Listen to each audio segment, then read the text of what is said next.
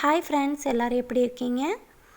சாஃப்டான சப்பாத்திக்கு சூப்பரான டிப்ஸ் இன்றைக்கி நான் எடுத்துகிட்டு வந்திருக்கேன். எங்கள் வீட்டில் நாங்கள் எப்போவுமே இந்த மாதிரி தான் சப்பாத்தி பண்ணுவோம்.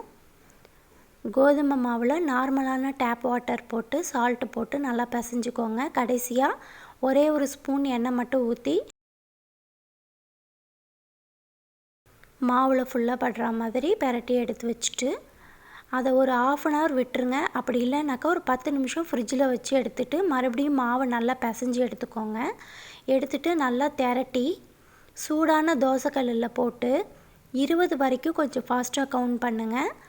திருப்பி அடுத்த சைடு திருப்பி போட்டு மறுபடியும் ஒரு 20 வரைக்கும் கொஞ்சம் கவுண்ட் பண்ணுங்கள்.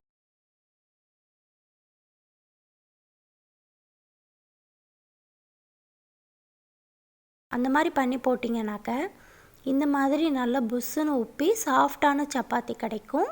இதுக்கு மேலே நம்ம லைட்டாக கொஞ்சம் நெய் போட்டுக்கலாம். நெய் மட்டும் ஒரு 2 ட்ராப் விட்டுட்டிங்கனாக்கா ரொம்ப சூப்பராக சாஃப்டாக டேஸ்ட்டாக இருக்கும். இதை நீங்கள் மறக்காமல் கண்டிப்பாக ட்ரை பண்ணி பாருங்கள். இது கூட இன்றைக்கி நான் வெங்காயம் தக்காளி கொஸ்து தான் பண்ணியிருக்கேன். எண்ணெய் ஊற்றி கடுகு தாளித்து வெங்காயமும் தக்காளி ஒரே ஒரு பச்சை மிளகாய் போட்டு நல்லா வதக்கிட்டு தண்ணி ஊற்றி கொதிக்க வச்சு கடைசியாக கொஞ்சம் கடலை மாவு போட்டு கரைச்சி ஊற்றிருக்கேன். அவ்வளோதான். இது சப்பாத்திக்கு ரொம்ப சூப்பராக இருக்கும். சாஃப்டான சப்பாத்தியும் சூப்பரான கொஸ்தும் ரெடி ஆகிடுச்சு. இதை கண்டிப்பாக ட்ரை பண்ணி பார்த்துட்டு மறக்காமல் கமெண்ட் பண்ணுங்கள். எங்கள் சேனலை சப்ஸ்கிரைப் பண்ணுங்கள், லைக் பண்ணுங்கள், ஷேர் பண்ணுங்கள்.